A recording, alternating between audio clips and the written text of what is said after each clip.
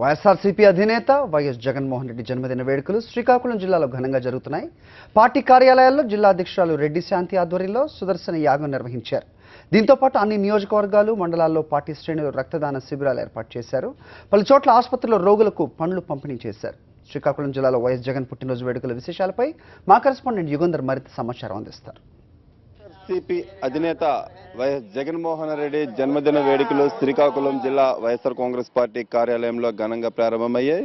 వేకువజాము నుంచే సుదర్శన యాగంతో ప్రారంభమైనటువంటి ఈ జన్మదిన వేడుకలు రోజంతా సామాజిక కార్యక్రమాలతో ఘనంగా జరపడానికి వైఎస్ఆర్ కాంగ్రెస్ పార్టీ శ్రేణులన్నీ కూడా సిద్ధమయ్యాయి. పార్టీ అధ్యక్షులు రెడ్డి శాంతి గారిని అడిగి తెలుసుకుందాం.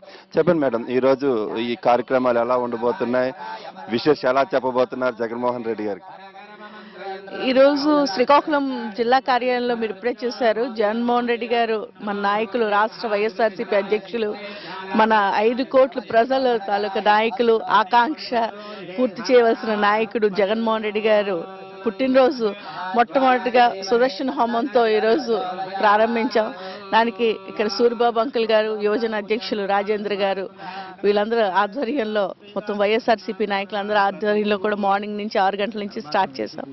అయితే సుదర్శన హోమం ఎందుకు చేస్తున్నామంటే, జగన్మోహన్ రెడ్డి గారు పుట్టినరోజు అంటే ఆయనకి వచ్చే ఏ అడ్డంకులు కూడా ఉండకూడదు, ఆయన మీద వచ్చిన ఈ వ్యక్తిగత విదూషణలు కానీ, ఆయనకు వచ్చిన ప్రాబ్లమ్స్ కానీ ఏమీ ఉండకుండా, ఆయన ఎంతో మంచి మనిషి, ఇంకా సద్బుద్ధితో ప్రజల్లో ఆల్రెడీ చాలా చరిష్మాటిక్ లీడర్, ఆయన ఒక ప్రజల మనిషిగా ఆయన పేరు తెచ్చుకున్నాడు. సుదర్శన హోమం వల్ల ఆ పేరు మరింత ప్రపంచం అంతా కూడా ఆయన పేరు వెళ్ళాలని ఈ సుదర్శన హోమం ద్వారా మేము వైఎస్ఆర్సీపీ నాయకులు శ్రీకాకుళం జిల్లాలో ఈ పూజ చేయడం జరుగుతుంది. ఇప్పుడు దాకా అనేక దీక్షలు, అనేక ఓదార్పేతలు, అనేక పోరాటాలు చేశాడు ఆయన పుట్టినరోజు మా రెడ్డి శాంతి గారు జిల్లా అధ్యక్షురాలు ఆధ్వర్యంలో ఒక సిస్టమేటిక్గా ఉదయం నుంచి కూడా మధ్యాహ్నం 12 దాకా కార్యక్రమాలు చేస్తున్నాం.